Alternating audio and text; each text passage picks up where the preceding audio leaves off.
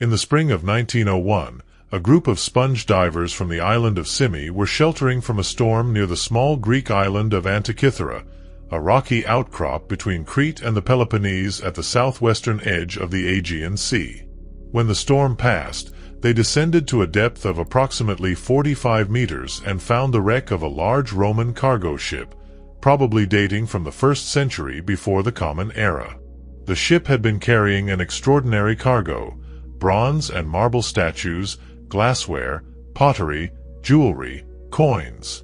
The cargo was recovered over the following months in what became the first major underwater archaeological excavation in history, and the statues and artifacts that came up from the seabed were recognized immediately as objects of great value and beauty, some of the finest examples of Hellenistic bronze work ever recovered.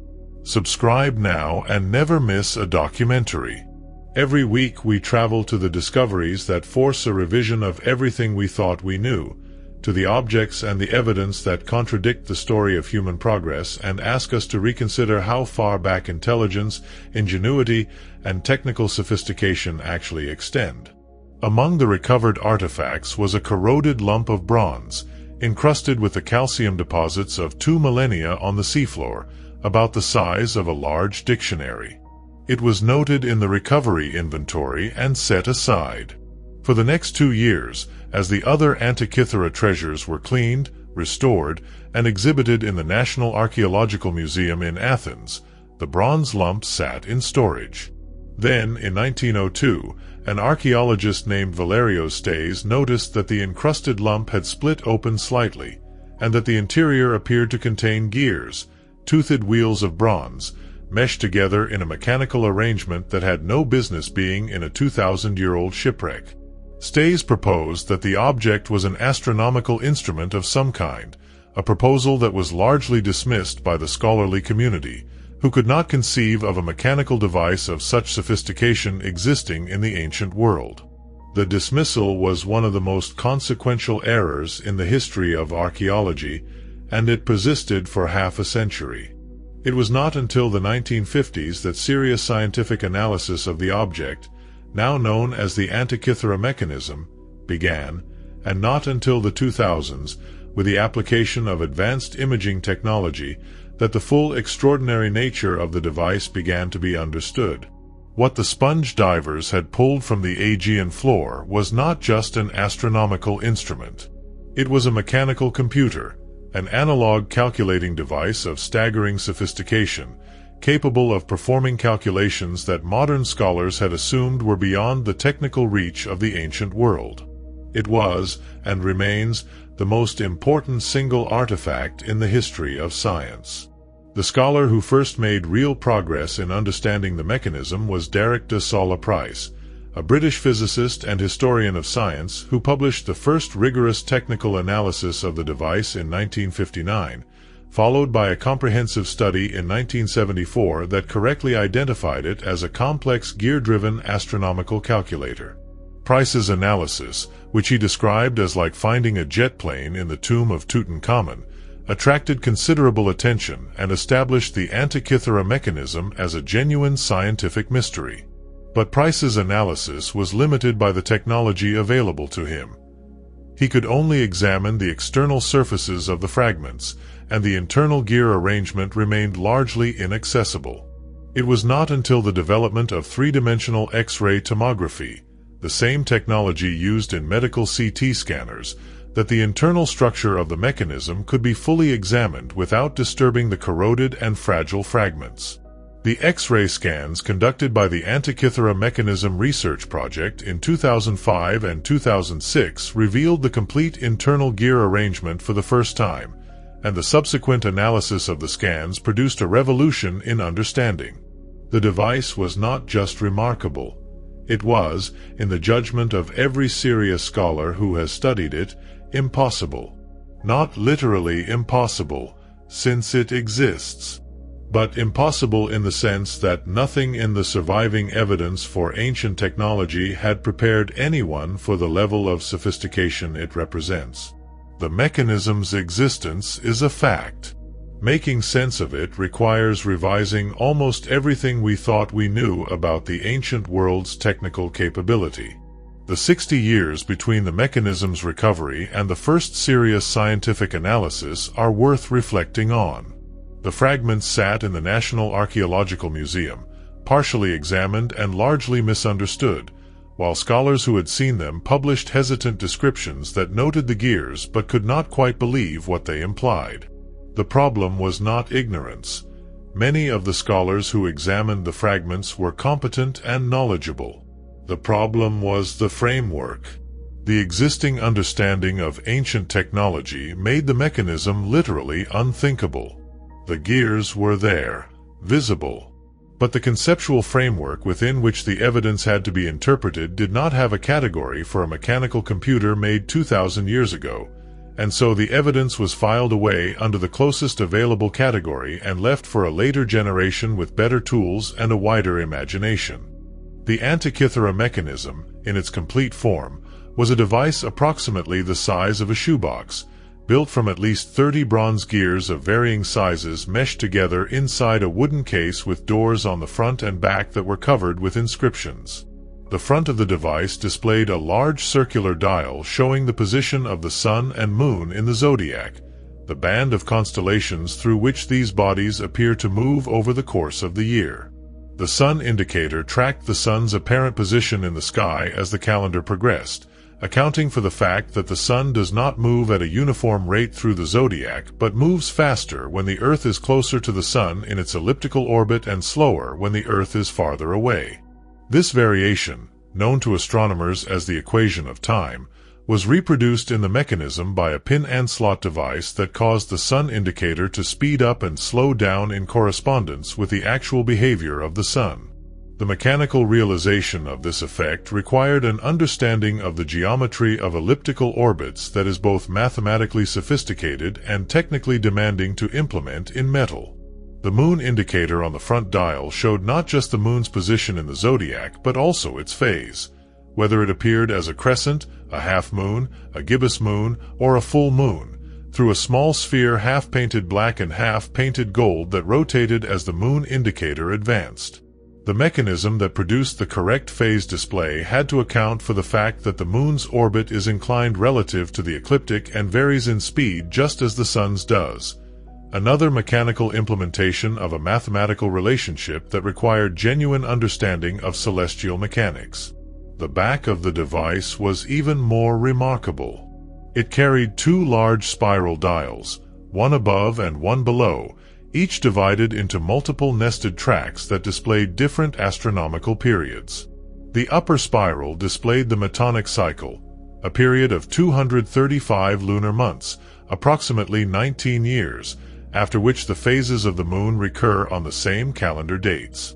This cycle, known to Babylonian astronomers for centuries and used by the ancient Greeks to reconcile the lunar and solar calendars, was represented in the mechanism as a pointer that tracked the current position in the 235-month cycle, allowing the user to predict when specific lunar phases would occur on specific calendar dates. Within the Metonic cycle spiral, a smaller pointer tracked the Callippic cycle. For Metonic cycles, or 76 years, a refinement that made the calendar prediction still more accurate over longer periods. And nested within the Callippic cycle was yet another pointer, tracking the Olympiad cycle, the 4-year cycle of the ancient Greek athletic games, allowing the user to determine which of the 4 great games was being held in any given year. The specific gear ratios used in the surviving gear trains reveal a level of mathematical sophistication that is breathtaking even by modern standards. The gear that produces the Metonic cycle, the ratio of 235 lunar months to 19 solar years, requires a pair of gears with a tooth ratio of 235 to 19, or an equivalent compound gear train that multiplies to this ratio. The solution the mechanism's designers chose was elegant. They used a series of gear pairs whose ratios, when multiplied together, produced the required astronomical period to the accuracy needed. The precision of the required ratios, and the ingenuity of the gear train configurations that achieved them, demonstrates a level of mathematical understanding of gear design that would not be surpassed in Europe until the development of precision clockmaking in the 17th century. The back dials of the mechanism also encoded information about the relationship between astronomical cycles in a way only fully appreciated when the entire mechanism is understood as a system. The Metonic cycle, the Saros cycle, and the Callippic cycle are all different expressions of the fundamental relationship between the length of the lunar month and the length of the solar year. The gear trains that drive their respective indicators are connected in ways that reflect these mathematical relationships. The mechanism's designers understood not just each cycle individually but the mathematical structure connecting all of them, and embodied that understanding in a form that was both technically elegant and conceptually profound. The material science of the mechanism provides further evidence of its maker's sophistication. The bronze alloy used for the gears contains a specific combination of copper and tin that optimizes the alloy for the combination of hardness, ductility, and machinability needed for precision gear manufacture, a specifically formulated material, not a standard ancient bronze. The surviving fragments of the mechanism are divided into 82 pieces held in the National Archaeological Museum in Athens. The largest, Fragment A, contains more than 20 interlocking gears, some with as many as 60 teeth cut to a precision that modern metrology can measure and verify. The gear ratios derived from the surviving tooth counts precisely match the astronomical periods they represent, a correspondence that could not be coincidental. The lower spiral on the back of the Antikythera mechanism displayed something even more extraordinary: a prediction engine for eclipses. Eclipses, the alignment of the sun, moon, and earth that causes the sun or moon to be partially or totally obscured, are among the most dramatic and most terrifying natural phenomena visible from the Earth's surface, and the ability to predict them in advance was one of the most significant achievements of ancient astronomy. The Babylonian astronomers, working in Mesopotamia from the 7th century BCE onward, discovered empirically that eclipses tend to recur at intervals of approximately 18 years and 11 days, a period they called the Saros cycle. Within a Saros cycle of 223 lunar months, solar and lunar eclipses repeat in a predictable pattern, allowing anyone who knows the current position in the cycle to predict when the next eclipses will occur. The Antikythera mechanism encoded the Saros cycle in a spiral of 223 cells, each representing one lunar month, with eclipse predictions marked in the appropriate cells. The predictions were specific. They indicated not just that an eclipse would occur in a given month, but at what time of day it would be visible, whether it was a solar or lunar eclipse, and what the color of the moon would be during a lunar eclipse, information that would have been astonishing to anyone who understood what the device was telling them. The eclipse prediction dial also encoded a further subdivision: the exoligmos cycle, a period of 3 Saros cycles, or approximately 54 years, which corrected for the fact that each Saros cycle shifts the apparent position of an eclipse by approximately 8 hours of longitude. By tracking the position in the exoligmos cycle, the user could determine not just when an eclipse would occur, but where on the Earth's surface it would be visible. The inscriptions on the front and back covers of the device, partially preserved and still being deciphered, appear to have functioned as a user manual, explaining how to operate the mechanism and how to interpret its outputs. The existence of a written instruction manual implies that the device was designed to be used by people who were not its makers, that it was a practical instrument intended for use, not a demonstration model or an academic curiosity. The Antikythera mechanism was a scientific instrument in the modern sense, a device that encoded the mathematical models of its makers in a form that could be operated by users who understood the outputs without necessarily understanding the underlying mathematics.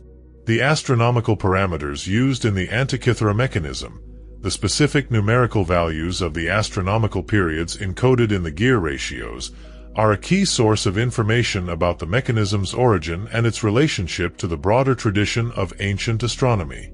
The gear ratio that drives the Metonic cycle pointer corresponds to a month length of approximately 29.53085 days, a value that is accurate to within a few seconds of the modern value, and that corresponds to the Babylonian value for the mean synodic month, the average time between successive new moons. The gear ratio that drives the Saros cycle corresponds to a relationship between the synodic month and the draconitic month, the time the moon takes to return to the same position relative to the lunar nodes, that was first determined by the Babylonian astronomers and later refined by Hipparchus. The mechanism's astronomical parameters are, in this sense, a kind of fingerprint that points directly to the intellectual tradition in which it was created.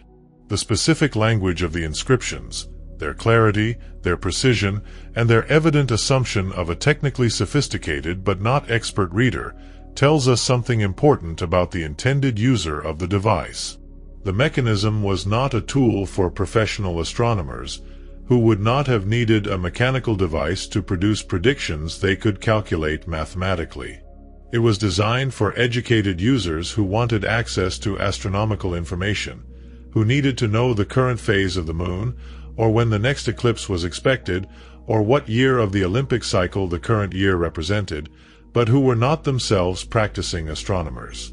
The mechanism was, in this sense, a democratization of astronomical knowledge, a way of making the outputs of sophisticated mathematical astronomy available to anyone who could afford the instrument, without requiring them to master the mathematics that produced those outputs. The price of such an instrument in the ancient world, the cost of the bronze, the skilled labor of the gear cutters and assemblers, the mathematical expertise of the designers, would have been very high. The Antikythera mechanism was not a mass-market product. It was the equivalent of a luxury scientific instrument, affordable only by wealthy individuals or institutions. The ship that was carrying it to its unknown destination was itself a large and well-equipped vessel with an expensive cargo, suggesting that the mechanism was part of a commercial transaction at the highest level of the ancient economy. Understanding who commissioned it, who made it, and where it was going when the ship sank is one of the most tantalizing questions in the archaeology of the ancient world, a mystery that the seabed has kept for 2,000 years. The planetary display of the Antikythera mechanism, the aspect of the device that most dramatically exceeded the expectations of scholars when its existence was confirmed, showed the positions of the 5 planets visible to the naked eye: Mercury, Venus, Mars, Jupiter, and Saturn. The display of planetary positions is conceptually far more demanding than the display of solar and lunar positions, because the planets do not move in simple, predictable paths through the sky. From the perspective of an observer on Earth, the planets appear to move generally westward through the zodiac, but they periodically slow, stop, reverse direction, moving eastward relative to the stars, and then slow, stop, and resume their westward motion. This retrograde motion is the result of the relative orbital speeds of the Earth and the other planets, but to an ancient astronomer who believed the Earth was the center of the universe, it required a complex mathematical description, the system of epicycles and deferents developed by the Greek astronomers Hipparchus and Ptolemy, to predict. The mechanism that produced the planetary display in the Antikythera mechanism has not been fully recovered.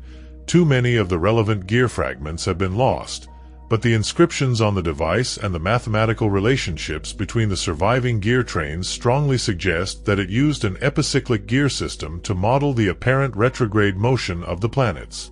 The surviving fragments of the mechanism are divided into 82 pieces held in the National Archaeological Museum in Athens. The largest single fragment, labeled Fragment A, contains the majority of the surviving gearwork and is approximately 15 centimeters in its longest dimension. Fragment A alone contains more than 20 interlocking gears, some with as many as 60 teeth cut at regular intervals to a precision that modern metrology can measure and verify. The number of teeth on each surviving gear has been carefully counted, and the gear ratios that can be derived from the surviving tooth counts confirm the astronomical identifications proposed by the researchers. The ratios precisely match the astronomical periods they are supposed to represent, with a precision that could not be coincidental. An epicyclic gear is a gear that rolls around the outside or inside of another gear, producing a compound motion that is the sum of the rotation of the carrier gear and the rotation of the epicyclic gear about its own axis. The mathematical result of this compound motion is exactly the kind of variable, sometimes retrograde motion that the planets display, and the use of epicyclic gears to model planetary motion represents a direct mechanical implementation of the mathematical epicycle theory of Greek astronomy. The confirmation that the Antikythera mechanism included a planetary display means that it was not merely a calendar and eclipse predictor but a complete model of the solar system, an orrery, in modern terminology, that simultaneously tracked the positions of the Sun, the Moon, and all 5 planets visible to the naked eye. No device of comparable sophistication would be built again until the astronomical clocks of medieval Europe, and nothing of equal mechanical complexity in the realm of astronomical modeling would exist until the development of mechanical planetariums in the 17th century. The Antikythera mechanism was, by this measure, approximately 1400 years ahead of its time. The concept of being ahead of its time is itself worth examining, because it implies a teleology, a direction of progress toward which the mechanism was a premature arrival. But the Antikythera mechanism was not premature in the context of its own time. It was the product of a specific intellectual and technical tradition that had been developing for centuries, that had accumulated the mathematical knowledge and the mechanical skill needed to produce such a device, and that continued to exist and develop for several more centuries after the mechanism was made. The mechanism was not an accident or a stroke of individual genius that appeared before its context was ready for it. It was the natural product of the tradition that produced it, and the question is not why the mechanism was ahead of its time, but why the tradition that produced it did not continue to develop in ways that would have eliminated the 1400-year gap. The fate of Hellenistic science illuminates this question. The great institutions of Hellenistic scientific culture, the Museum and Library of Alexandria, the philosophical schools of Athens, the astronomical observatories of Rhodes, did not survive the political disruptions of the late Roman period and the early medieval centuries intact. The loss of the Library of Alexandria is the most famous symbol of this broader disappearance, but the phenomenon extended far beyond any single institution. The social and economic conditions that had sustained the Hellenistic scientific tradition were disrupted by the Roman Empire's gradual transformation of the Eastern Mediterranean world, and the practical knowledge of skilled craftsmen was among the most vulnerable to these disruptions. The question of who made the Antikythera mechanism, and how, is one that archaeology and history of science have been grappling with since the device's nature was first understood, and the answers that have emerged reveal a great deal about the state of scientific and technical knowledge in the ancient Greek world. The inscriptions on the device use the dialect and letter forms of the island of Rhodes, suggesting that the mechanism was made on or near Rhodes, and the astronomical parameters used in the device's calculations are consistent with observations made at the latitude of Rhodes. This is significant because Rhodes in the 2nd and 1st centuries BCE was home to one of the most important astronomical and mathematical traditions in the ancient world, a tradition associated most prominently with the astronomer and mathematician Hipparchus, who worked on Rhodes in the 2nd century BCE and who is credited with the discovery of the precession of the equinoxes, the development of the first systematic star catalogue, and important advances in the mathematical description of celestial motions. Hipparchus is not the maker of the Antikythera mechanism. The device's astronomical parameters suggest a date of construction in the 1st or 2nd century BCE, somewhat after Hipparchus's peak activity. But the intellectual tradition he represented provides the context in which the mechanism could have been made.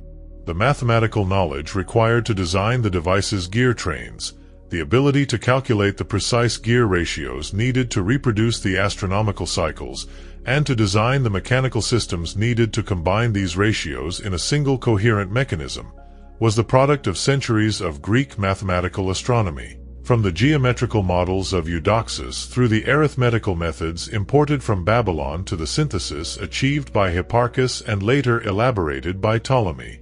The mechanical skill required to manufacture the device is equally remarkable. The gears of the Antikythera mechanism are cut to a precision that, in some cases, is better than 1/10 of a millimeter, a tolerance achievable only with extremely skilled craftsmanship and, almost certainly, with specialized tools designed for the purpose. The bronze alloy used for the gears was carefully chosen for its mechanical properties, and the design of the gear trains reflects an understanding of the relationships between gear tooth profiles, gear ratios, and mechanical reliability that goes far beyond anything that can be inferred from the surviving literary sources on ancient Greek technology. The Antikythera mechanism is the product of a technical tradition that was far more sophisticated in its practical implementation than the surviving ancient texts had led scholars to believe.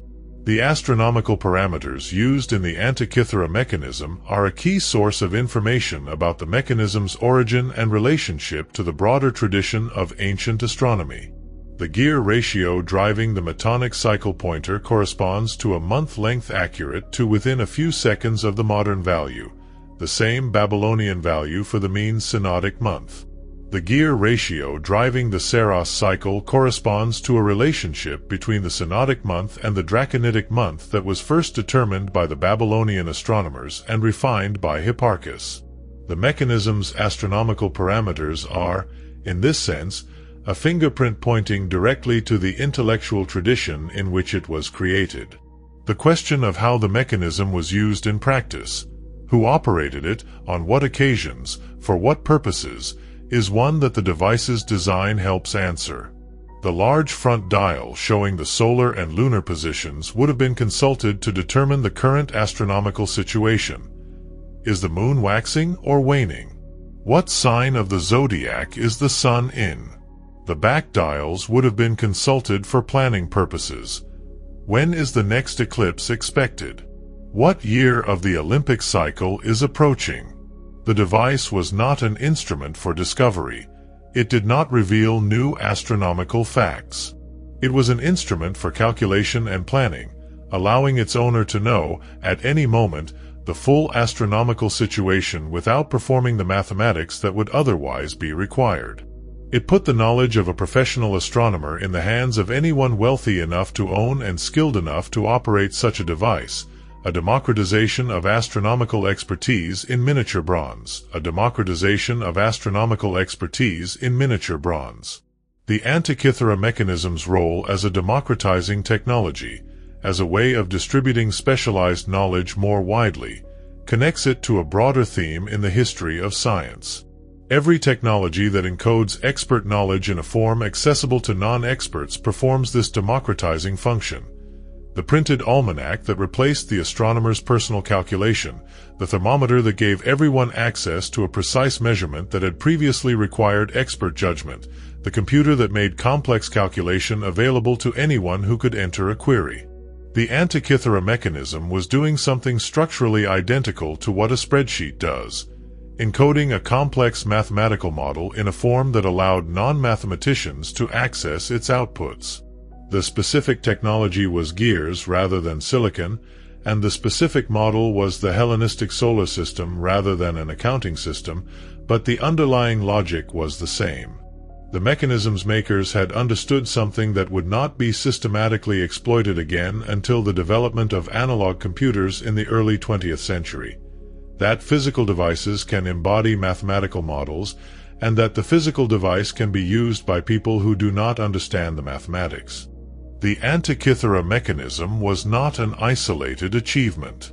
It existed within a broader tradition of ancient Greek mechanical engineering that produced a remarkable range of sophisticated devices, most of which are known only from ancient literary descriptions and have not survived to the present.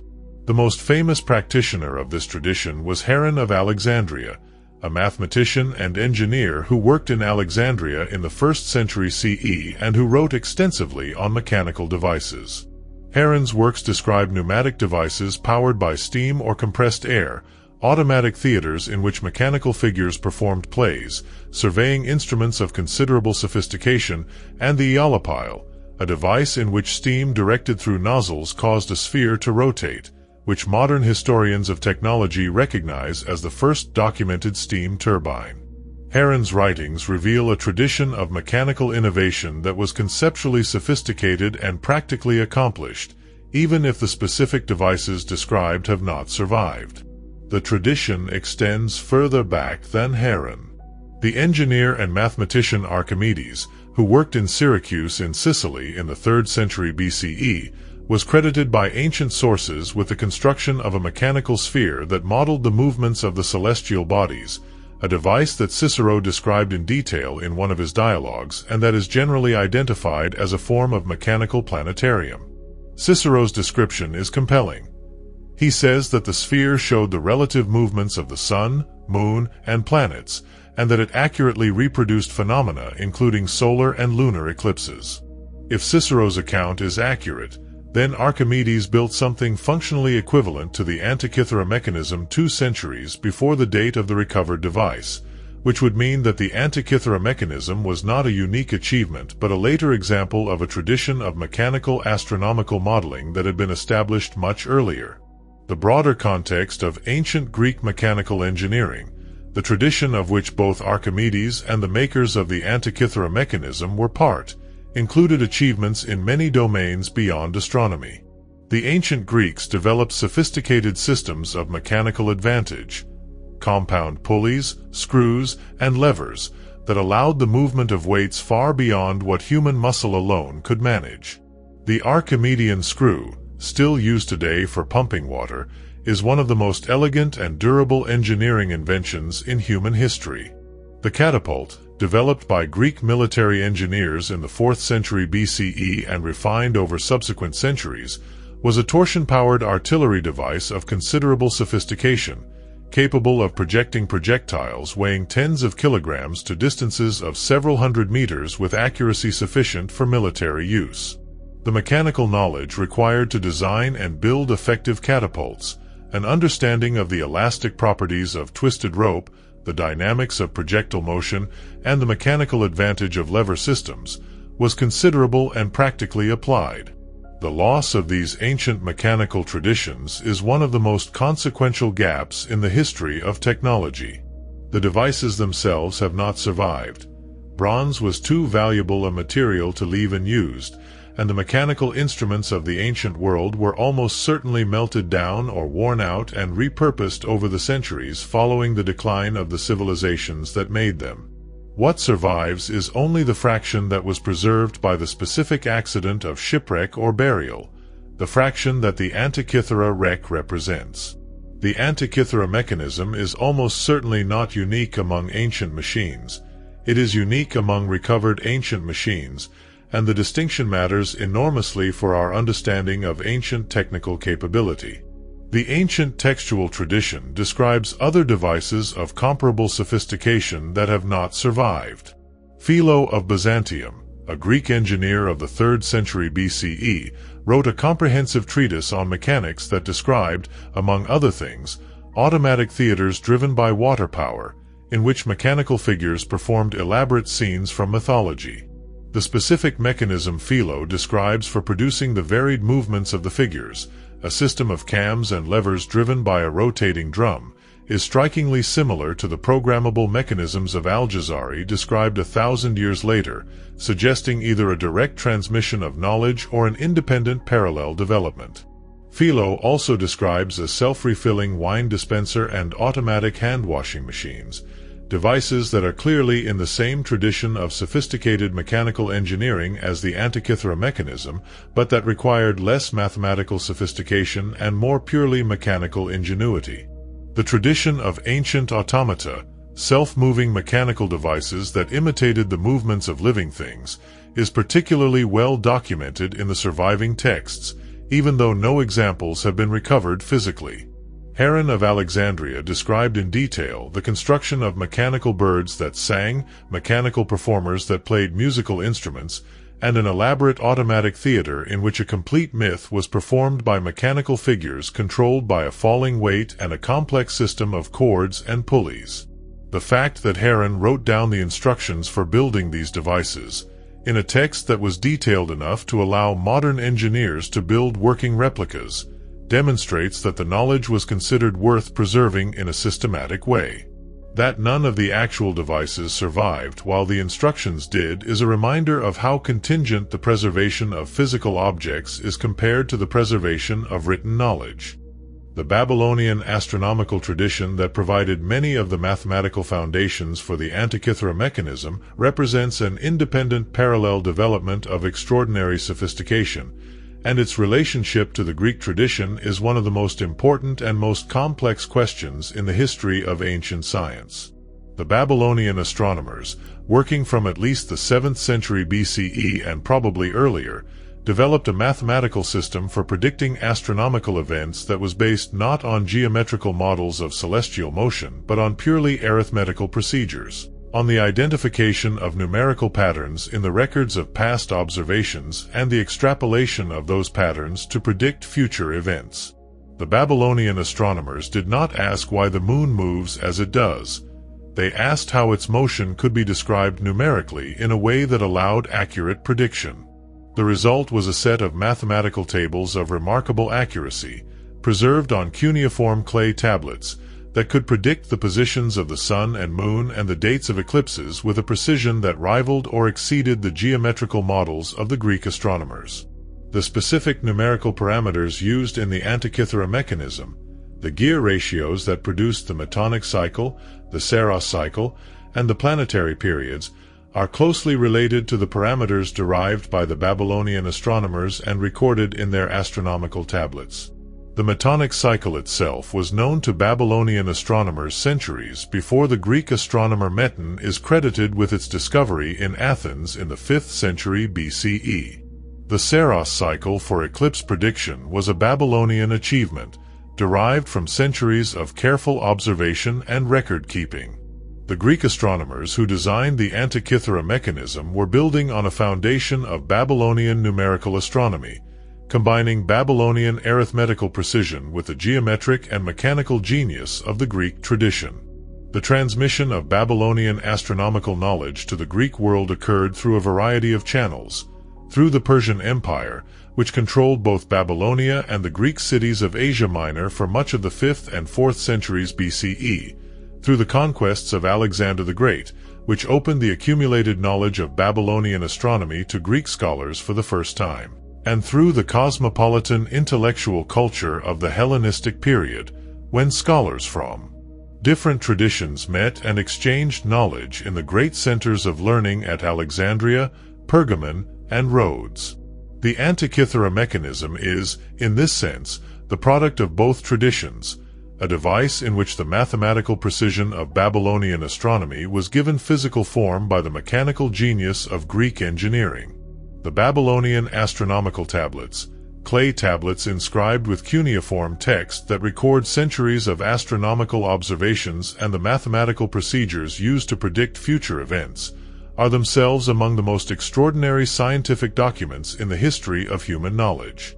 The British Museum holds thousands of these tablets, recovered from the ancient site of Babylon and other Mesopotamian cities, and their systematic study over the past century has revealed a tradition of mathematical astronomy far more sophisticated than anyone had imagined before the tablets were deciphered. The Babylonian astronomers tracked the movements of the planets with a precision that allowed them to predict the rising and setting times of Venus to within minutes, to predict solar and lunar eclipses decades in advance, and to calculate the positions of the moon at any given date to within a fraction of a degree. The mathematical techniques the Babylonian astronomers used were not the geometrical methods of Greek astronomy but purely arithmetical procedures, systems of finite differences and interpolation that could predict the future values of a function from its past behavior without any understanding of the underlying physical cause. These techniques, developed over centuries from the careful analysis of observational records, represent one of the greatest achievements of ancient mathematics, an achievement that was completely unknown to European scholars until the late 19th century, when the decipherment of cuneiform made the tablets accessible. The Babylonian astronomers had solved problems in numerical prediction that European mathematicians would not tackle until the development of finite difference methods in the 17th and 18th centuries, techniques that were, in their mathematical content, equivalent to what Newton and Gregory would later call interpolation formulas, mathematical content. equivalent to what Newton and Gregory would later call interpolation formulas. The cuneiform tablets that preserve this knowledge represent one of the most dramatic examples of the recovery of lost scientific knowledge in modern history. The tablets sat for centuries in the collections of major museums, most importantly the British Museum, which holds tens of thousands of them, categorized and stored but not understood, because no one had yet deciphered cuneiform script or recognized the astronomical content of the mathematical tables they contained. The decipherment of cuneiform in the 19th century opened these archives for the first time, and the astronomical content was identified by Franz Xaver Kugler, a German Jesuit priest and mathematician who spent decades in the early 20th century analyzing the tablets and publishing the results of his analysis. Kugler's work revealed a tradition of mathematical sophistication that had been completely invisible to Western scholarship for almost 2,000 years. A tradition that, once understood, revealed the deep Babylonian roots of the astronomical knowledge embodied in the Antikythera mechanism. The technology of ancient Rome, while generally less mathematically sophisticated than that of the Hellenistic Greek world, produced engineering achievements of a scale and practicality that have arguably never been surpassed, and that reveal a civilization with a technical capability far exceeding what the conventional narrative of ancient technology suggests. The Roman concrete, opus cementitium, was a material so durable that structures built from it 2,000 years ago still stand in excellent condition, while modern concrete deteriorates significantly within decades. The secret of Roman concrete's durability was not discovered until the 20th century, when material scientists analyzed samples of ancient harbor structures built from it and found that seawater exposure caused specific chemical reactions within the concrete, the growth of mineral crystals that bridged microcracks in the material and actually strengthened it over time. The Romans developed this material not through scientific understanding of the chemistry involved, but through centuries of empirical experimentation, and the specific combination of volcanic ash, seawater, and lime that produced the durable mixture was a practical achievement that modern materials science has only recently been able to explain and replicate. The Roman road network stretched more than 400,000 kilometers across 3 continents, and the roads were built to an engineering standard that in many cases has not been matched by their successors in the same locations. The foundations of Roman roads, carefully graded subsoil, a thick layer of large flat stones, a binding layer of smaller stones and mortar, and a surface of precisely fitted large stones, were designed to drain water away from the road surface and to distribute the weight of traffic evenly, preventing the rutting and subsidence that destroyed inferior roads within years. Roman roads in Britain that have been excavated under medieval and modern roads have been found in better condition than the roads built on top of them. The Roman water supply system, an engineering achievement that combined the construction of aqueducts stretching hundreds of kilometers, the precise management of water pressure through gravity and siphon systems, the distribution of water to public fountains and baths and private houses through a network of lead and ceramic pipes, and the removal of wastewater through underground sewers, supported urban populations of hundreds of thousands in conditions of public health that would not be matched again in Europe until the 19th century. The city of Rome at its peak may have had more water per capita than any modern European city, a consequence of the 11 major aqueducts that together delivered an estimated 1 million cubic meters of water per day. The engineering knowledge required to design and build the Roman aqueduct system, the surveying skills needed to maintain a constant downward gradient over distances of tens of kilometers through varied terrain, the hydrological knowledge needed to manage water pressure through inverted siphons where the aqueduct crossed valleys, the organizational capacity needed to coordinate construction teams working along the entire length of the structure simultaneously, was considerable and sophisticated. The Roman engineers who built the aqueducts did not have the mathematical tools of modern hydraulic engineering. They had no calculus, no equations of fluid dynamics, no precise measurements of flow rate or pressure. What they had was a vast accumulation of practical knowledge, developed through centuries of trial and error, and the organizational capacity to apply that knowledge on a scale that remained unsurpassed in Europe until the Industrial Revolution. The specific expertise of Roman military engineers extended to siege technology of remarkable sophistication.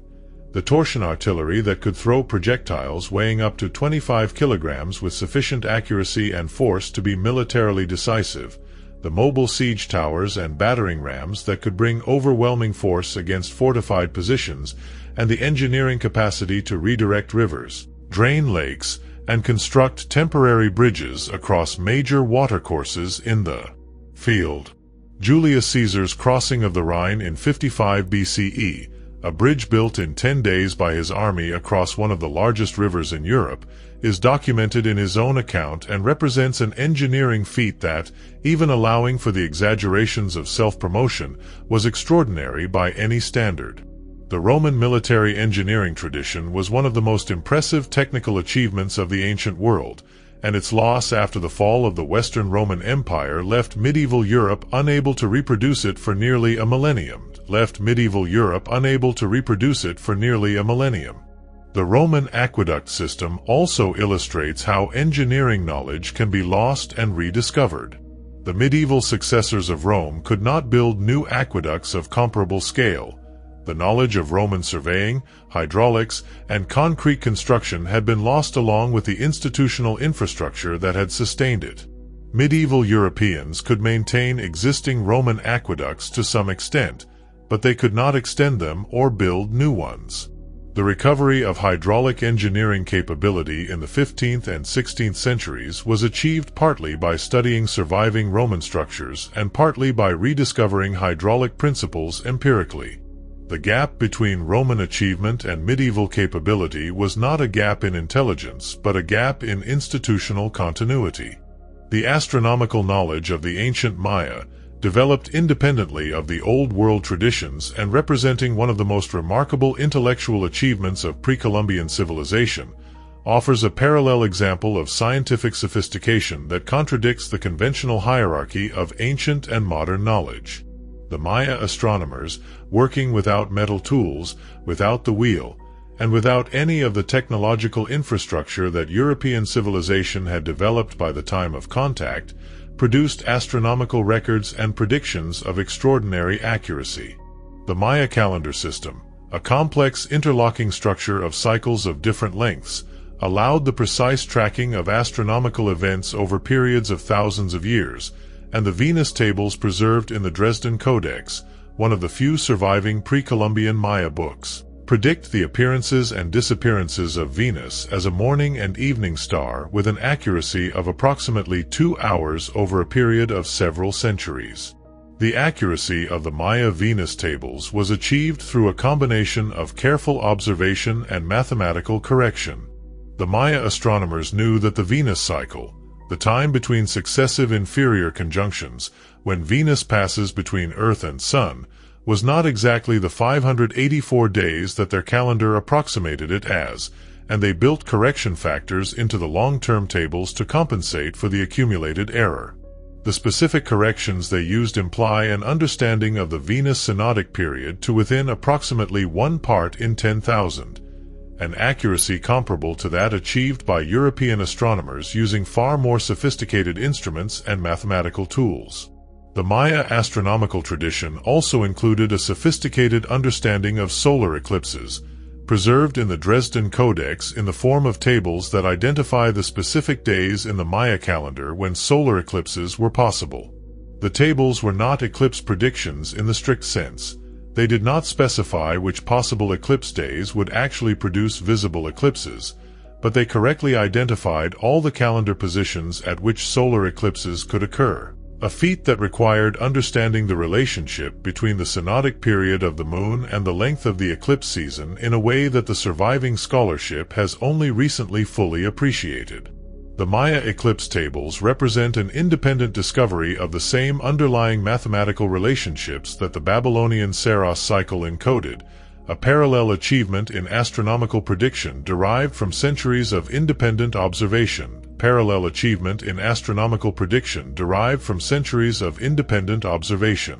The Maya calendar system itself represents an independent solution to one of the fundamental challenges in pre-modern civilizations, reconciling the incommensurable cycles of the sun and the moon. The solar year, the time it takes the Earth to complete one orbit around the Sun, is approximately 365.25 days. The lunar month, the time between successive new moons, is approximately 29.53 days. These two periods do not divide evenly into each other, which means that a calendar based on one cannot be based on the other without some form of correction. The Babylonians used the Metonic cycle. The Maya used a different but mathematically equivalent solution, a calendar round that combined a 365-day solar calendar with a 260-day ritual calendar, producing a combined cycle of 18,980 days, approximately 52 years, after which both calendars realigned and the cycle began again. The 260-day ritual calendar has no obvious astronomical basis, but its mathematical relationship to the Maya Venus cycle, 584 days, and to the solar year is close enough to suggest that it was chosen for its astronomical harmonics rather than for any religious reason that has been identified. The Maya, working independently in Mesoamerica, had discovered many of the same mathematical relationships between astronomical cycles that the Babylonian astronomers had discovered in Mesopotamia, relationships that were eventually encoded in the gears of the Antikythera mechanism.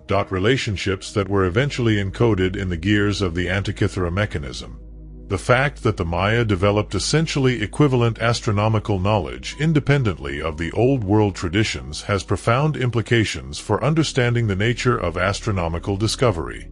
The patterns in the sky are the same everywhere on Earth, and patient observation over sufficient time will eventually reveal the same regularities regardless of the cultural and mathematical tradition doing the observing. The Venus cycle is 583.92 days whether you are watching from Babylon or Mesoamerica. The Saros cycle is 223 lunar months whether you record it in cuneiform or in Maya hieroglyphs. The convergence of Maya and Babylonian astronomical results on the same underlying regularities reflects not cultural contact but the objective structure of the solar system, a structure that reveals itself to any sufficiently patient and systematic observer, regardless of the mathematical tools available for its analysis.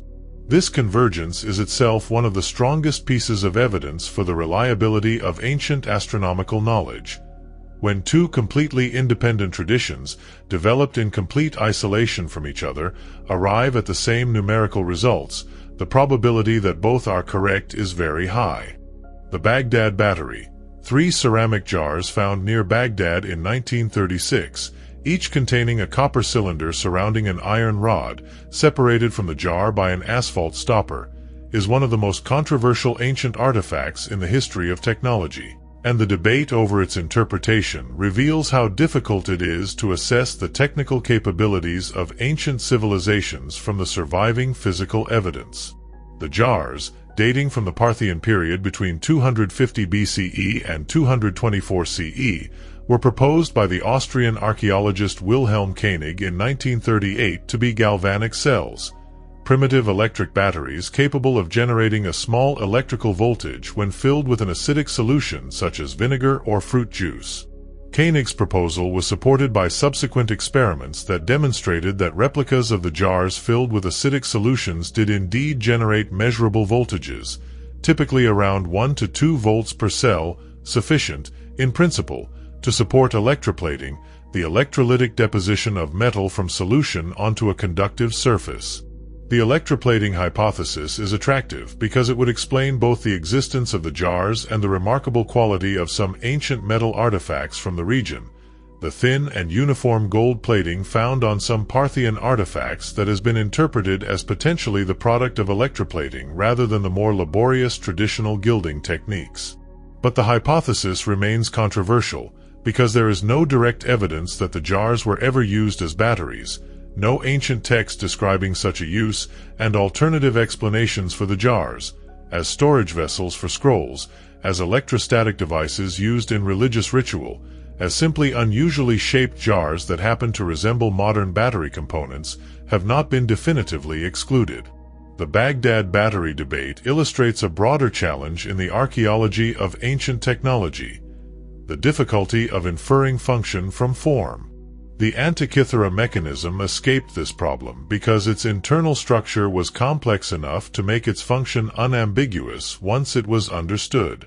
But most ancient artifacts do not have such clear internal complexity, and the possibility that they served purposes very different from those we would design them for, or that they embodied technical knowledge that we have not recognized because we are looking for the wrong thing, is one that the Antikythera discovery has made it impossible to dismiss.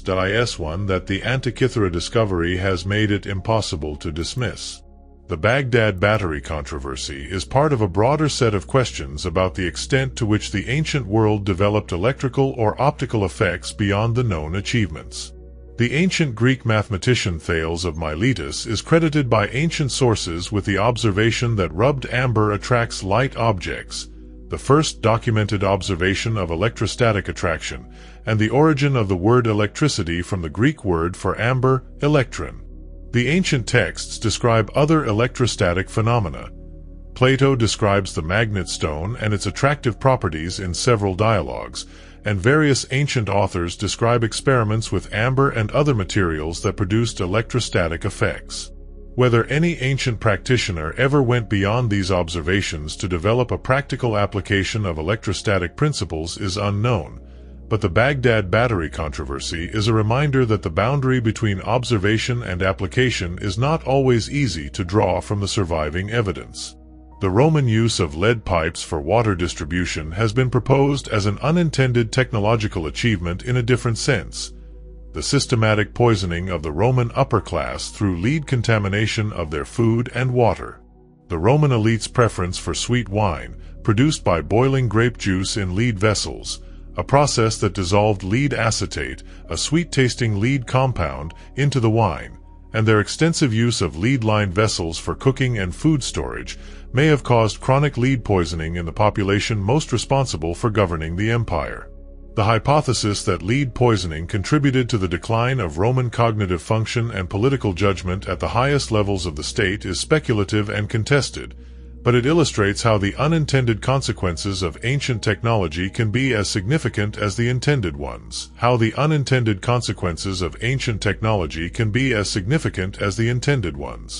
The debate over the Baghdad battery's function illustrates a more general challenge in the archaeology of ancient technology: the difficulty of recognizing technical achievement when it does not conform to the expected pattern. The expectation that ancient technology should look like modern technology, that an ancient electrical device should look like a modern battery, leads to the dismissal of objects that do not fit the expected template and to the failure to recognize technical achievements that were organized differently from modern ones. The Antikythera mechanism itself nearly fell victim to this failure of recognition. The initial dismissal of Stase's identification of the device as an astronomical instrument reflected an expectation that mechanical computers did not exist in the ancient world, and that therefore the object could not be what it appeared to be. The willingness to let the evidence revise the expectation, rather than letting the expectation dismiss the evidence, is one of the most important intellectual virtues in the study of the ancient world, and the Antikythera mechanism is the most powerful demonstration of why that virtue matters. The Damascus steel that was used for weapons in the Islamic world from approximately 900 to 1700 CE represents another example of an ancient material technology whose specific manufacturing secret has been lost and whose properties have only been partially explained by modern materials science.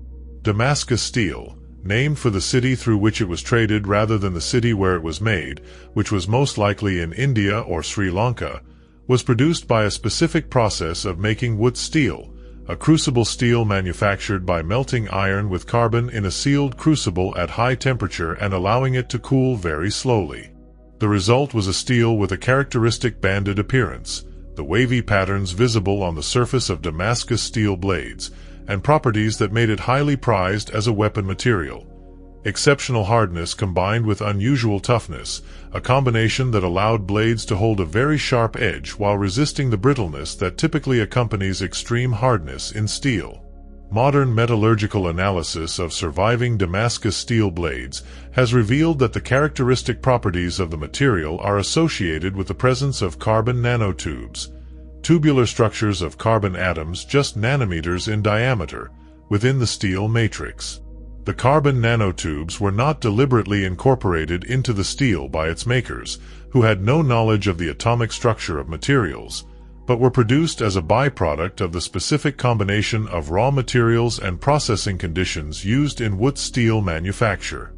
The specific or sources that provided the trace elements, particularly vanadium, chromium, and molybdenum, that catalyzed the formation of carbon nanotubes during the production process were apparently exhausted or cut off sometime around 1700 CE, after which the production of true Damascus steel ceased and the specific knowledge of its manufacture was lost. The Damascus steel case is particularly instructive because it demonstrates that ancient artisans could routinely produce materials with properties that depended on phenomena. In this case, the formation of carbon nanotubes that were not understood at the atomic level until the late 20th century. The quality of ancient Damascus steel blades was not the result of a lucky accident but of centuries of refined practical knowledge about the specific raw materials and processing conditions needed to produce the desired result. The knowledge was empirical rather than theoretical, developed through observation and transmission across generations of skilled craftsmen, and lost when the specific conditions that sustained its transmission were disrupted. The history of Damascus steel's decline illustrates the vulnerability of craft knowledge in a way that is directly relevant to the broader question of why ancient technical achievements were so often lost. The specific or sources from the Indian subcontinent that provided the trace elements needed for wood steel production were not exhausted suddenly.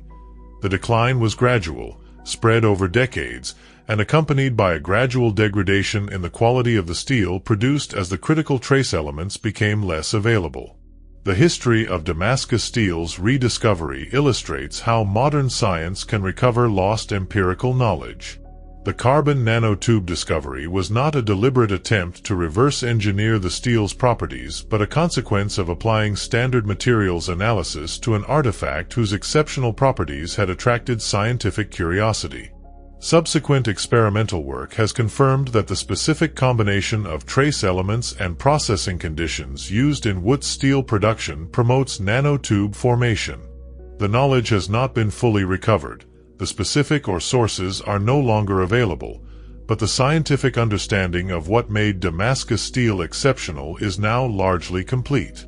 The craftsmen who noticed the degradation in quality and attempted to compensate for it would have had no understanding of why their traditional methods were producing inferior results, because they had no knowledge of the atomic-level chemistry responsible for the material's properties. They could adjust their procedures empirically, change their ratios, try different sources of raw material, modify their processing temperatures, but without understanding the underlying mechanism they could not compensate for the specific deficit that the changing or sources imposed.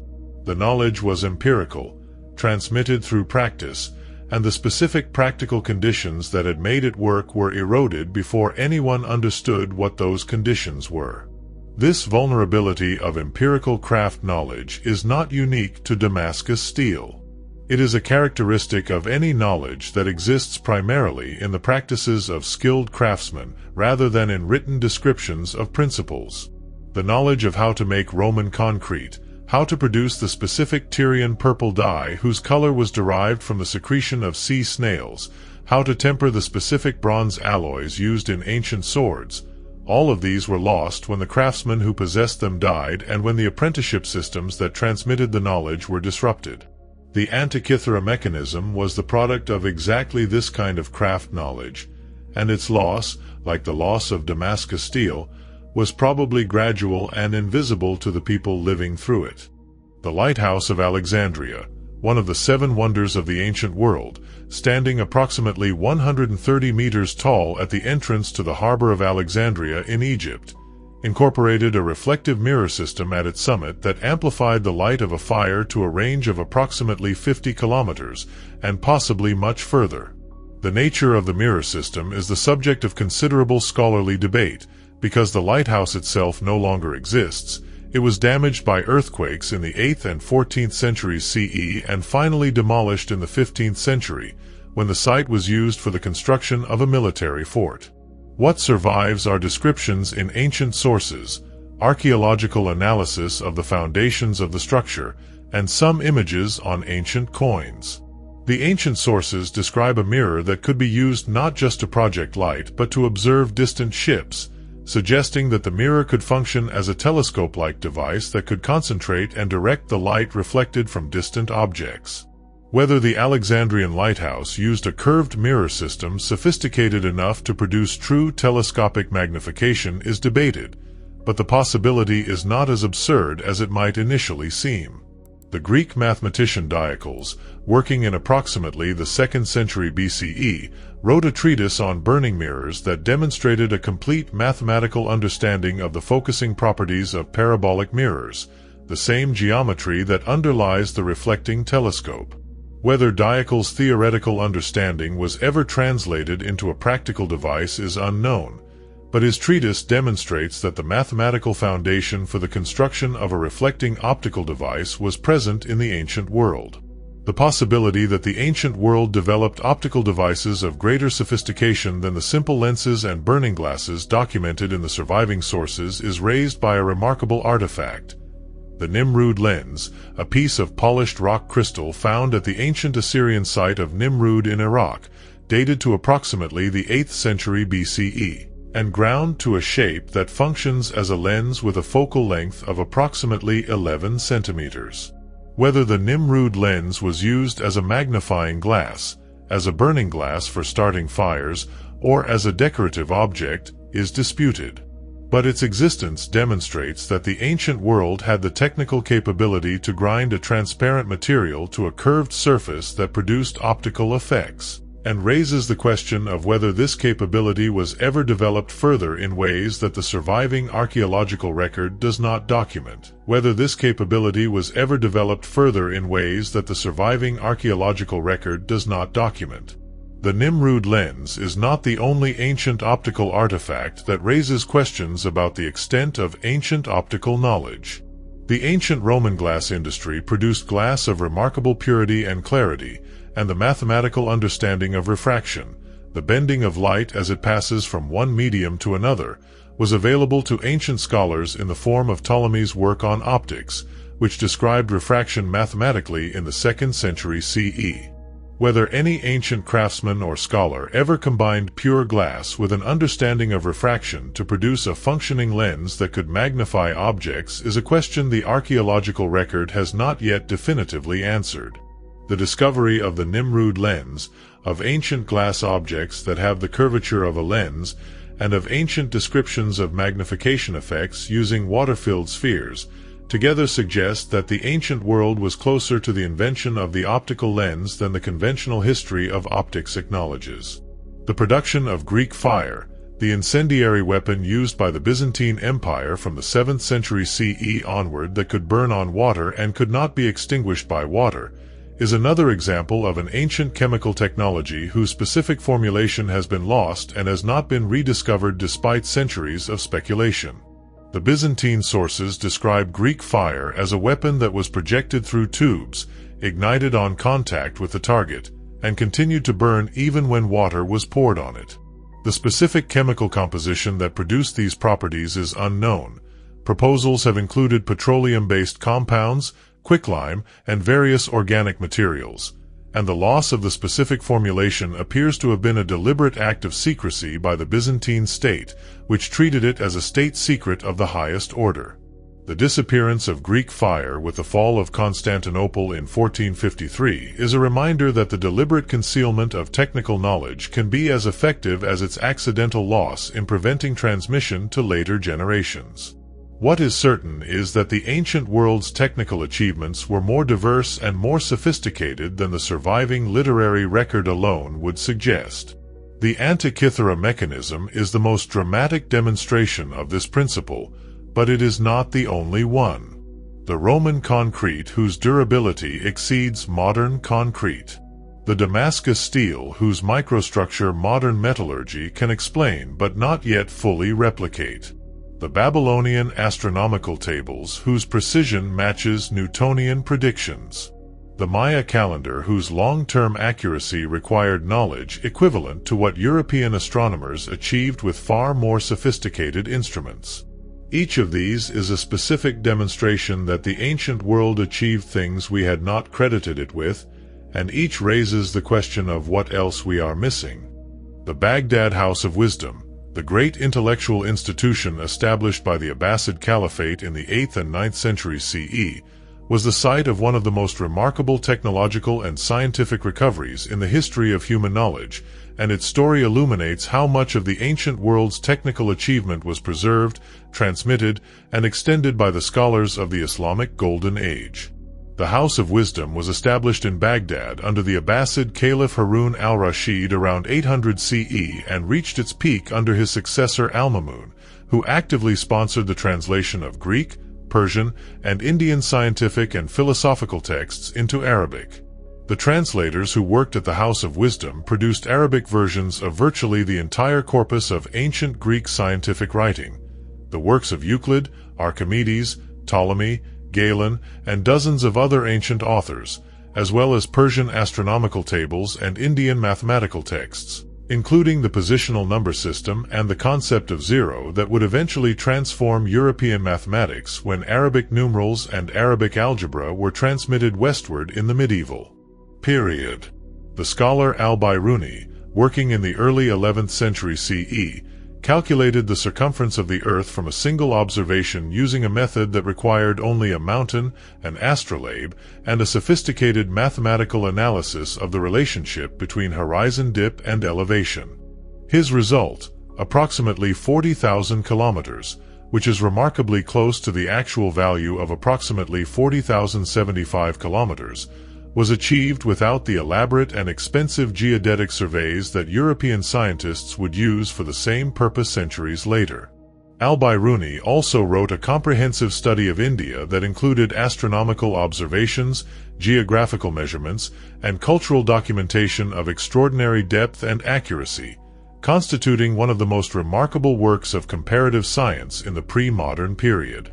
The engineer Al-Jazari, working in the late 12th and early 13th centuries CE, produced a book of knowledge of ingenious mechanical devices that described and illustrated 50 mechanical devices of remarkable sophistication, including programmable automatic machines, water-powered clocks, hand-washing automata, and musical automata that could play different melodies by changing the sequence of pins on a rotating drum, a mechanism that is recognized as a precursor of the programmable drum used in mechanical music boxes and, by a long chain of mechanical evolution, in the punched card systems of early computers.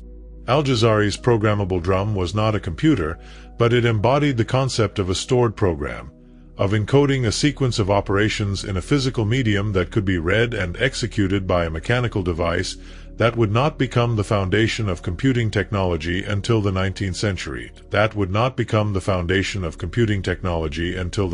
century.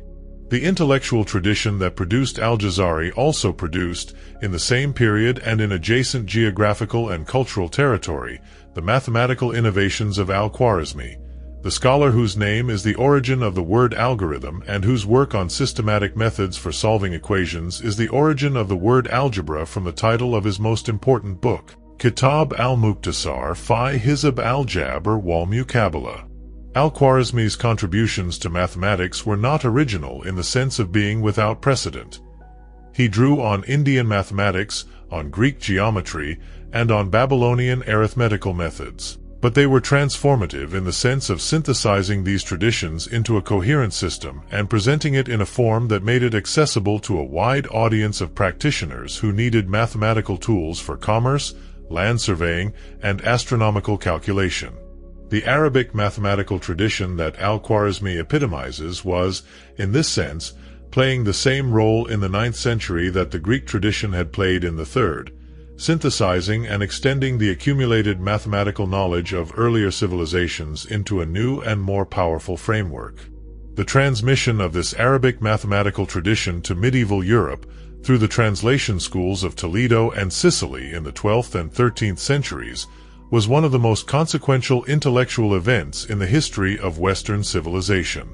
The European scholars who studied the Arabic translations and original works of al-Khwarizmi, Avicenna, al-Biruni, and their contemporaries gained access not just to the specific results of Islamic scholarship, but to the accumulated mathematical and scientific knowledge of the Babylonian, Greek, Persian, and Indian traditions that the Islamic scholars had synthesized. The Renaissance, the Scientific Revolution, and ultimately the Industrial Revolution were all built on a foundation that included the preserved and extended knowledge of the ancient world, transmitted through the intermediary of the Islamic Golden Age. The question of why the Antikythera mechanisms tradition of mechanical sophistication did not develop into an industrial revolution in the ancient world, why the gears and the mechanical knowledge that produced the mechanism did not lead, over centuries, to the development of mechanical technology analogous to what Europe achieved in the 18th century, is one of the most fascinating questions in the history of technology, and the answers are more complex than the conventional account suggests. The conventional answer is energy. The ancient world had access to human and animal labor at low cost, and the economic incentive to replace that labor with mechanical power was therefore low. The development of mechanical power, of engines that could do work previously done by human and animal muscle, required a situation in which human and animal labor was scarce or expensive relative to the available energy sources. The slave economies of Greece and Rome made human labor cheap and abundant, and there was no economic pressure to invest in mechanical devices that could replace it. The steam engine was developed in 18th century Britain not because the British were more ingenious than the ancient Greeks, but because British coal was cheap and British labor was expensive, creating the specific economic incentive that motivated the sustained investment in mechanical technology that produced the Industrial Revolution. But the energy argument, while compelling as far as it goes, does not fully explain the fate of the ancient mechanical tradition. The Antikythera mechanism was not an economic device. It served no function that human labor could have performed more cheaply. It was a scientific and philosophical instrument, built to satisfy intellectual curiosity and to demonstrate the mathematical order of the cosmos. The tradition of mechanical sophistication that produced it was not primarily driven by economic incentives, but by the Greek pursuit of knowledge and the Greek aesthetic appreciation of ingenious mechanical contrivance. The question of why this tradition did not develop further is therefore not primarily an economic question, but an intellectual and institutional one. The answer may lie partly in the ancient world's attitude toward mechanical knowledge, its classification as a practical art rather than a theoretical science, and the corresponding failure to develop the institutional infrastructure for the systematic accumulation and transmission of technical knowledge. The great ancient scientific texts that were preserved and transmitted, the works of Euclid, Archimedes, Ptolemy, were mathematical and theoretical in character. The practical technical knowledge of the craftsmen and engineers who built the great structures and instruments of the ancient world was transmitted through apprenticeship and practice rather than through written texts, and it was therefore far more vulnerable to disruption. When the social and economic conditions that sustained the craftsmen changed, when the great workshops closed, when the economic networks that supplied materials were disrupted, when the institutional continuity of the relevant trades was broken by war or political change, the practical knowledge was lost in ways that the theoretical knowledge, preserved in manuscripts, was not. The practical knowledge was lost in ways that the theoretical knowledge, preserved in manuscripts, was not. The energy argument for why the ancient world did not develop an industrial revolution has a specific application to the Antikythera mechanism tradition. The mechanism itself was not an economic device, but the mechanical knowledge that produced it could, in principle, have been applied to economic purposes. The use of gears and cams and levers to automate mechanical processes was not beyond the conceptual reach of ancient engineers. Indeed, several ancient texts describe the use of gear-driven mechanisms for grinding grain and pumping water. The watermill, a device that uses the power of flowing water to drive a millstone through a gear train, was known in the ancient world and was in use in the Roman period. But watermills remained relatively rare in the Roman economy, despite being far more efficient than human-powered grain grinding, because the slave economy made human labor cheap enough that the capital investment in mill construction was often not justified by the labor savings. The specific counterfactual of an industrial revolution in the ancient world is probably not realistic, even absent the energy argument. The knowledge system of ancient science was not organized in a way that would have led naturally to the development of thermodynamics, which is the conceptual foundation of the steam engine. The Greek and Hellenistic scientific tradition was organized around astronomy, geometry, and natural philosophy, around understanding the structure of the cosmos rather than harnessing natural forces for practical purposes. The practical engineering tradition that built the roads, aqueducts, and siege engines was separate from the scientific tradition, and the two traditions rarely interacted in the ways that would have been needed to produce a systematic technology of power conversion. The Antikythera mechanism is a monument to what the ancient world achieved when its mathematical and mechanical traditions did interact. The Industrial Revolution is a monument to what became possible when the scientific tradition of the 17th century was combined with the engineering tradition of the 18th. The modern scientific investigation of the Antikythera mechanism, the application of X-ray tomography, multispectral imaging, and sophisticated computational analysis to the surviving fragments, has transformed understanding of the device over the past 2 decades and continues to produce new discoveries that revise the picture of its capabilities. The Antikythera Mechanism Research Project, an international collaboration of researchers from universities and research institutions in Britain, Greece, and the United States, used 3-dimensional X-ray tomography in 2006 to produce the first complete internal images of the mechanism's gear train, revealing the precise arrangement of gears that had been invisible beneath the incrustation for over a century. The images allowed the first accurate reconstruction of the complete gear train and confirmed that the device was even more sophisticated than previous analyses had suggested, with a total of at least 30 gears arranged in a configuration that no previous model had correctly reproduced. The analysis of the inscriptions on the device, carried out using polynomial texture mapping, a form of multispectral imaging that reveals surface detail invisible to the naked eye, has progressively decoded the text that functions as the device's user manual. The inscriptions, when read, describe in precise terms the astronomical phenomena that the device displays and provide instructions for interpreting the indicators on the dials. They also contain descriptions of additional astronomical phenomena that are not represented by surviving components of the mechanism, suggesting either that some components have been lost and have not yet been recovered, or that the inscriptions describe a more complete version of the device than the one that was actually built. The question of how many Antikythera mechanisms existed, whether the recovered device was unique or one of many similar instruments, is one that the evidence does not conclusively resolve, but that several lines of reasoning suggest may be answered in favor of multiple copies. The sophistication and practicality of the design, the existence of a written user manual, and the references in ancient sources to similar mechanical astronomical devices all suggest that the Antikythera mechanism was not a one-of-a-kind creation but a product of a manufacturing tradition that produced similar instruments for a market of educated buyers.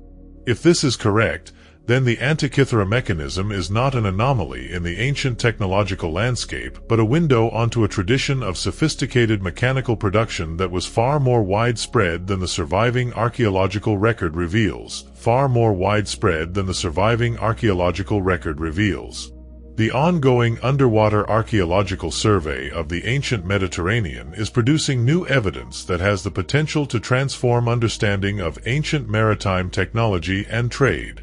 The Mediterranean is, by the standards of the world's major seas, a relatively shallow and enclosed body of water, and its seafloor has been modified less by the geological processes, plate tectonics, deep ocean sedimentation, biological activity, that have obscured the archaeological record on the floors of other seas. Ancient shipwrecks in the Mediterranean can be extraordinarily well preserved, as the Antikythera wreck demonstrates, and systematic survey of the seabed using modern underwater survey technology is revealing far more wrecks than the relatively small sample previously known. The implications for the question of ancient technical capability are significant. The Antikythera mechanism was recovered from a cargo ship that was presumably typical of the large commercial vessels of the 1st century BCE, a ship carrying a valuable cargo of artwork, glassware, and at least one sophisticated scientific instrument. If such instruments were being traded across the Mediterranean as commercial goods, then the tradition that produced them must have been both productive and commercially active. A manufacturing tradition that produced instruments for sale implies a market of buyers, and a market of buyers implies that the Antikythera mechanism was not a unique curiosity but a product in commercial circulation. The question is not how such a device came to be made, but how many were made and how widely they were distributed, and that question can only be answered by finding more of them, either in museums whose collections have not been fully analyzed or on the seabed where the ships that carried them came to rest. The question of what else the Antikythera shipwreck contained that was not recovered, and what other wrecks on the ancient Mediterranean floor might contain, has become more practically addressable with the development of underwater robotic survey systems. The Return to Antikythera project, which has conducted survey expeditions at the wreck site since 2012, has recovered additional artifacts and identified a much larger extent to the wreck than was initially investigated in 1901. The project has found evidence that the ship may have been even larger than previously believed, and that a portion of the wreck site that was not excavated in the early 20th century may contain significant additional material. Every new expedition to the Antikythera wreck raises the possibility of finding a second mechanism, a possibility that is statistically plausible if, as the evidence suggests, such devices were manufactured in quantity and traded commercially across the Mediterranean. The sea has kept its secrets for 2,000 years, and the technology to ask better questions is finally available. The Antikythera mechanism forces us to revise not just our understanding of what the ancient world could do, but our understanding of what progress means in the history of human knowledge. The conventional narrative of technological progress is linear. From stone tools to bronze to iron to the steam engine to the microchip, each generation building on the achievements of the last in a steady upward progression of capability. The Antikythera mechanism disrupts this narrative by demonstrating that the history of human technical achievement includes peaks of sophistication that were not maintained, traditions of knowledge that were lost, capabilities that were developed and then forgotten for centuries or millennia. The 1400-year gap between the Antikythera mechanism and the next comparable astronomical computing device is not evidence of linear progress. It is evidence of loss, of the specific combination of mathematical knowledge, mechanical skill, and institutional support that produced the mechanism, assembled at a particular moment in history and then scattered by the disruptions that ended the Hellenistic world. The question that the mechanism forces us to ask is not just about the past but about the future. If the tradition that produced the Antikythera mechanism could be lost, if a specific kind of sophisticated technical knowledge could disappear so completely that its existence would become literally incredible to later scholars, then the permanence of our own technical achievements is not as secure as we might assume. The knowledge that makes the modern world is stored in institutions, in libraries, in the minds of trained practitioners, and in the infrastructure of devices and systems that embody and require that knowledge. The disruption of any of these storage systems, by war, by the collapse of the institutional frameworks that maintain them, by the rapid obsolescence of the technologies in which they are embedded, could produce losses that future generations would find as difficult to believe as we find the Antikythera mechanism difficult to believe. The mechanism sits in the National Archaeological Museum in Athens, in a case in a gallery dedicated to the Antikythera shipwreck. It does not look like much, a collection of corroded bronze fragments behind glass, the largest piece the size of a paperback book. It does not announce its significance. It does not explain what it represents. You have to know what you are looking at for the object to be visible as what it is, the most important artifact in the history of science, the evidence of a world more sophisticated and more ingenious than we had thought, the reminder that human achievement is not always cumulative and that the things we know can be lost. If this documentary kept you company tonight, subscribe to the channel.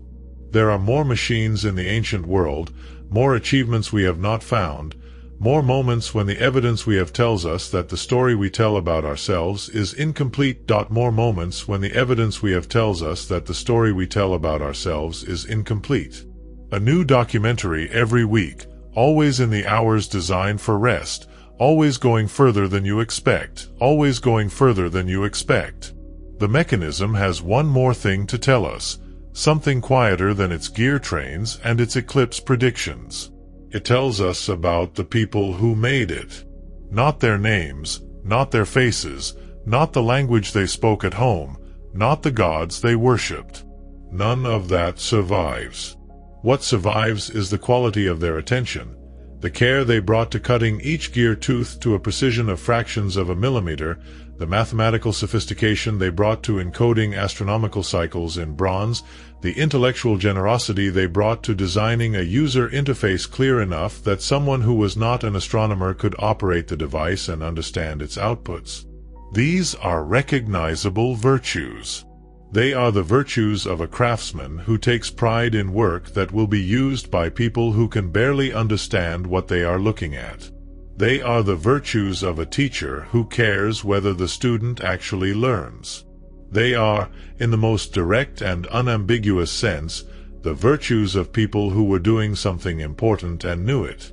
The Antikythera mechanism has been with us for more than a century, recovered from the sea in 1901 and understood only in fragments until the imaging technology of the 21st century finally allowed its secrets to be read. In that time, it has gone from a corroded lump dismissed by experts to the most analyzed ancient artifact in history, the subject of more scientific papers, more documentary films, and more popular books than perhaps any other single archaeological object. The attention it has received is proportionate to what it represents. It is not just an extraordinary ancient machine. It is evidence that the story we tell about ourselves, the story of linear progress from primitive past to sophisticated present, is wrong in ways that matter. It tells us that intelligence and ingenuity are not modern inventions. It tells us that the technical sophistication we associate with modernity has precedents that we have not fully recovered or understood. And it sits in a museum case in Athens, its gears no longer turning, patient and silent, waiting for the next question we have not yet thought to ask.